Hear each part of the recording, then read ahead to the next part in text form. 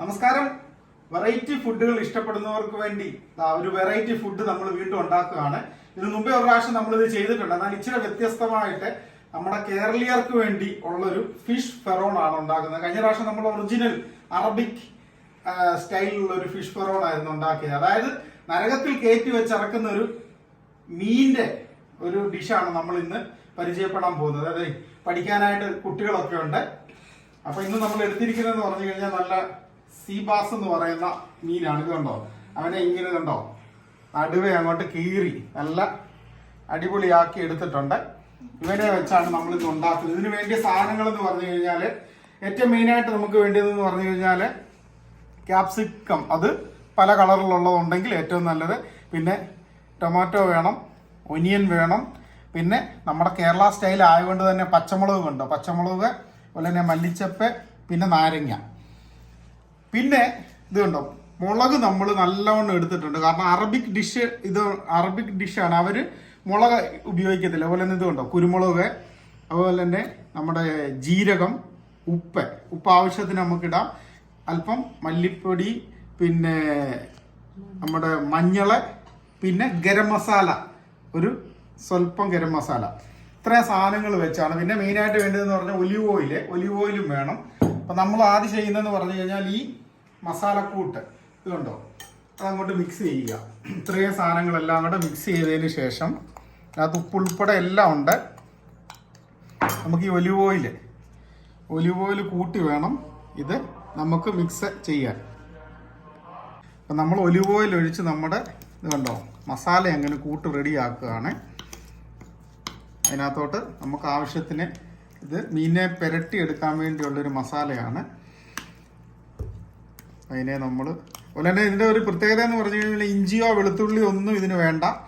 അതുകൂടെ ചേർത്ത് കഴിയുമ്പോഴത്തേനും പിന്നെ ഒറിജിനൽ അങ്ങ് മലയാളി ഫുഡായിപ്പോൾ, കേരള സ്റ്റൈലായിപ്പോൾ. അപ്പം ഇച്ചിരി വെറൈറ്റി ഒക്കെ വേണ്ടേ. അപ്പം അറബിക് ഡിഷ് ആയതുകൊണ്ട് തന്നെ, പക്ഷെ നമുക്ക് ഈ എരിവൊന്നും ഇല്ലാതെ കഴിക്കുമ്പം ഇഷ്ടപ്പെടത്തില്ല. അതിന് വേണ്ടിയാണ് നമ്മൾ ഇത്രയും മുളക് ഇതിനകത്ത് ചേർത്തേക്കുന്നത്. കുരുമുളകൊക്കെ നല്ലവണ്ണം ഉണ്ട് ഇതിനകത്ത്.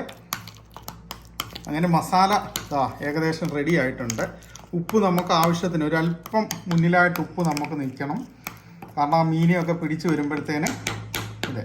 അതിനുശേഷം അങ്ങനെ സ്റ്റുഡൻസ് ഒക്കെ ശ്രദ്ധിച്ചങ്ങനെ ഇരിക്കുകയാണ്. നമ്മുടെ ഈ മസാല നമ്മുടെ മീനയിലോട്ട് അങ്ങോട്ട് തേച്ചങ്ങോട്ട് പിടിപ്പിക്കണം. അപ്പം അലീനായിക്കത് കൈയൊക്കെ നല്ല വൃത്തിയായിട്ട് കഴിയതാ കേട്ടോ അലീന. അതായത് നല്ല നഗ്നമായിട്ടുള്ള കൈയും കൊണ്ടാണ് നമ്മൾ ഇതിനൊക്കെ അങ്ങോട്ട് പിടിച്ച് തേച്ച് സെറ്റാക്കുന്നത്. ഒന്നും വിചാരിക്കണ്ട, എങ്കിലേ ഇതിനകത്ത് നല്ല രീതിയിൽ ആക്കി നമുക്ക് എടുക്കാൻ പറ്റത്തുള്ളൂ. കണ്ടോ നമ്മുടെ മസാല എന്ന് പറഞ്ഞാൽ ഇന്ന് നല്ല കേരള സ്റ്റൈല് തന്നെ ഇച്ചിരി എരിവൊക്കെ ഉള്ള മസാലയാണ് ഇന്ന് നമ്മൾ ഇത് പുരട്ടുന്നത്. കണ്ടോ, അതിനുശേഷം അവനെ തിരിച്ചങ്ങോട്ട് കിടത്തി കണ്ടോ ഇങ്ങനെ വരഞ്ഞ് വെച്ചേക്കാണ്. അതിൻ്റെ ഇടയിലോട്ട് നമുക്ക് ഈ മസാല കണ്ടോ ഇങ്ങനെ തിരികി സെറ്റാക്കണമെന്ന്, എങ്കിലേ നമുക്ക് ഇത് നല്ല ഇതിനകത്തൊക്കെ മസാല പിടിച്ച് അങ്ങോട്ട് കഴിക്കുമ്പം അതിൻ്റെതായിട്ടുള്ളൊരു ടേസ്റ്റ് നമുക്കിത് കിട്ടത്തുള്ളൂ. അപ്പോൾ ഇതുണ്ടാക്കാനായിട്ട് നമ്മൾ ഈ തത്താന്ന് പറയുന്നൊരു മീനുണ്ട്, ഗ്രീൻ കളറുള്ള, അതും നല്ലതാണ്. അതായത് സോഫ്റ്റ് മാംസമായിരിക്കണം, എങ്കിലേ ഇതിൻ്റെ ഈ ഒരു ഡിഷിന് അതായത് ഒരു ജ്യൂസി പരുവത്തിലാവും. ഇത് ലാസ്റ്റ് നമ്മളിത് കഴിക്കാൻ നേരം എന്ന് പറഞ്ഞാൽ നല്ല ജ്യൂസി ആയിട്ടാണ് ഈ ഒരു സാധനം നമുക്ക് ലഭിക്കുന്നത്. അതുകൊണ്ട് തന്നെ നമ്മൾ നല്ല സോഫ്റ്റ് ആയിട്ടുള്ള ദശയുള്ള ഫിഷ് വേണം ഇതിന് സെലക്ട് ചെയ്യാൻ. എന്നിട്ട് നമ്മൾ നമ്മുടെ മെയിൻ സാധനങ്ങൾ കളർഫുള്ളായിട്ടുള്ള നമ്മുടെ ക്യാപ്സിക്കം ഒക്കെ എടുത്ത് അങ്ങോട്ട് വിതറുകയാണ്.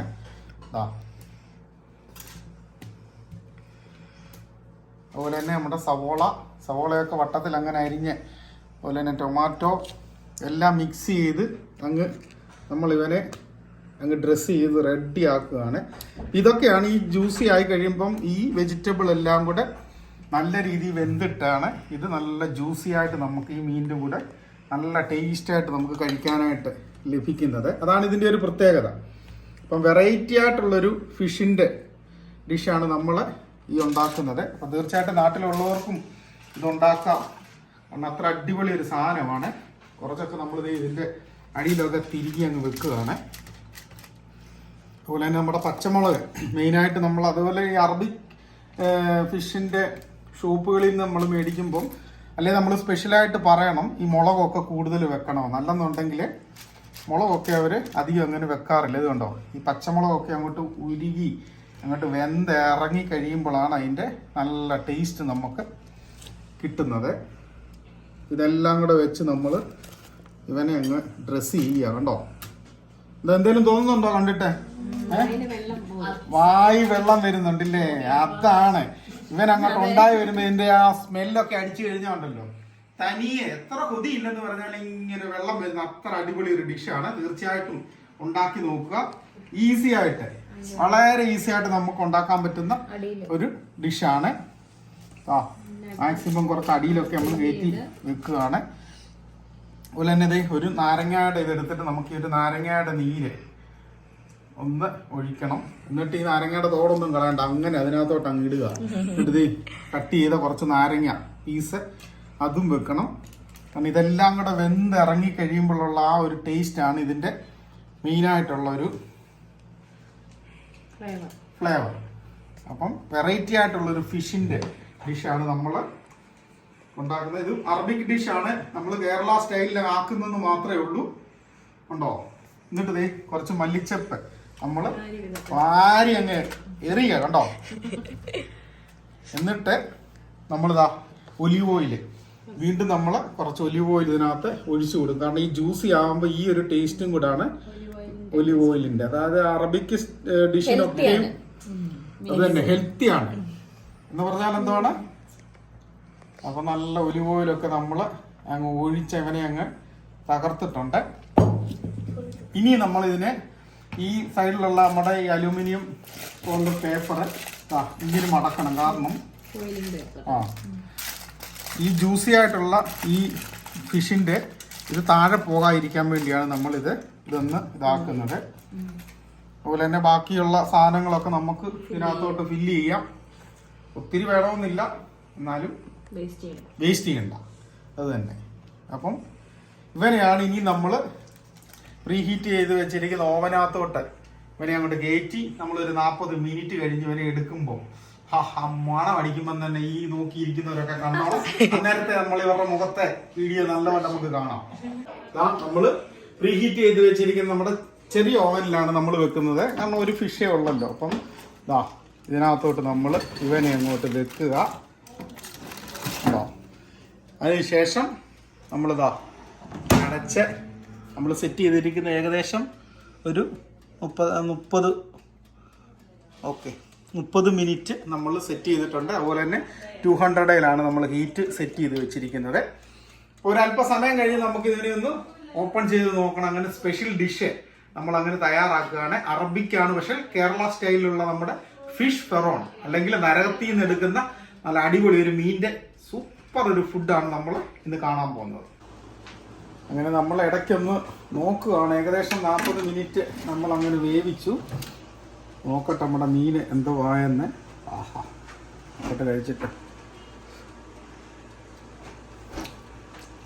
മീൻ നല്ലപോലെ വെന്തിട്ടുണ്ട്. ഇനി നമുക്ക് ഇവനെ അങ്ങോട്ട് എടുത്തിട്ട് അങ്ങോട്ട് കഴിക്കാം. ഉണ്ടോ? സൂപ്പർ ടേസ്റ്റാണ്. ഉണ്ടോ? നമ്മുടെ കേരള സ്റ്റൈല് ഫിഷ് ഫെറോണാണ്.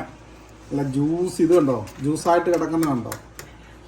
ഇതാണ് നമ്മുടെ സ്പെഷ്യൽ ഡിഷ്. നല്ല എരിവൊക്കെ ഉണ്ട്. കാരണം നമ്മുടെ മുളകൊക്കെ ഇട്ടുകൊണ്ട് തന്നെ നല്ല എരിവും ഒക്കെ ഉണ്ട് നമ്മുടെ ഇന്നത്തെ ഫിഷിന്. കണ്ടോ? നമ്മുടെ സ്പെഷ്യൽ ഡിഷ് എന്താ മണമെന്നറിയോ? അങ്ങനെ നമ്മൾ ഓവനിൽ നിന്ന് ഡയറക്റ്റ് ട്രേയോട് കൂടി എടുത്തേക്കാണ്. ഇനി നമുക്കിതൊന്ന് ടേസ്റ്റ് ചെയ്ത് നോക്കാം എങ്ങനെയുണ്ടോ. അതാണ്ട് നമ്മളെല്ലാം സെറ്റ് ആക്കി വെച്ചു. ടേസ്റ്റർമാരാണ് ഇരിക്കുന്നത്.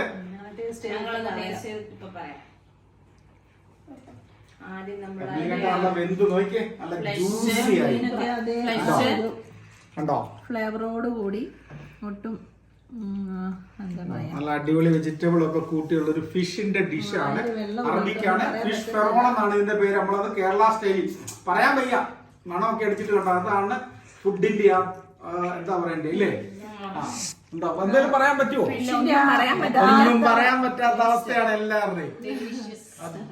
ഇതാണ് ഫുഡ്. അപ്പൊ തീർച്ചയായിട്ടും ഇതുപോലെ ഉണ്ടാക്കി എല്ലാരും ഒന്ന് നോക്കുക. എനിക്കോട് ഞാനൊന്ന് കഴിക്കണം. സൂപ്പർ ഫുഡാണ്, തീർച്ചയായിട്ടും ഉണ്ടാക്കുക. ഇതേപോലുള്ള ഞങ്ങൾ വീണ്ടും വരും. അതുവരെ എല്ലാവർക്കും നമ്മുടെ സ്പെഷ്യൽ വിഭവത്തിന്റെ അവസാന അവസ്ഥയാണ് ഈ കാണുന്നത്. ഒരു മുള്ളു മാത്രം എനിക്ക് കിട്ടി. സൂപ്പർ സാധനം എന്ന് പറഞ്ഞു കഴിഞ്ഞാൽ അഭിപ്രായങ്ങൾ എല്ലാരും പറയുക എങ്ങനെയുണ്ടെന്ന്. എല്ലാവരും ആ മുഖത്തോട്ട് നോക്കും. അടിപൊളി ഫുഡാണ്. നമുക്ക് കപ്സ റൈസിന്റെ കൂടെ കഴിക്കാം, നല്ല ചപ്പാത്തിയുടെ കൂടെ കഴിക്കാം, പൊറോട്ടയുടെ കൂടെ കഴിക്കാം, ചുമ്മാ കഴിക്കാം. അതാണ് മീനിന്റെ യഥാർത്ഥമായ ടേസ്റ്റ്. അതെ, നമ്മൾ സാധാരണ മലയാളികൾ ചെയ്യുന്നതെന്ന് പറഞ്ഞാൽ ഏത് മീൻ കിട്ടിയാലും കുറച്ചേറെ മസാല അങ്ങോട്ട് ഇട്ടിട്ട് അതിന്റെ ആ മസാലയുടെ ടേസ്റ്റ് നമ്മൾ കഴിക്കുന്നത്. എന്നാൽ ചെറിയ ഇതുപോലെ കുറച്ച് മുളകൊക്കെ ഇട്ടിട്ട് മാത്രം കഴിച്ചു നോക്കി എങ്ങനെ ഉണ്ടെന്ന് പറയുക. അല്ല സ്പെഷ്യൽ നമ്മുടെ ജ്യൂസിനൊക്കെ എന്നാ ടേസ്റ്റ് ആണെന്നറിയോ? ഓ, എല്ലാരും ട്രൈ ചെയ്ത് നോക്കുക. അത് തന്നെ, തീർച്ചയായിട്ടും ട്രൈ ചെയ്ത് നോക്കുക. അഭിപ്രായം കമന്റ് ആയിട്ട് അറിയിക്കുക. അത് തന്നെ, ചാനൽ സബ്സ്ക്രൈബ് ചെയ്യാതെ കാണുന്നവർ തീർച്ചയായിട്ടും ചെയ്യണം. ഒരു ഉണ്ടാക്കാൻ പോവാം, അടിച്ചു പൊട്ടിക്കണം. അത് തന്നെ. അപ്പം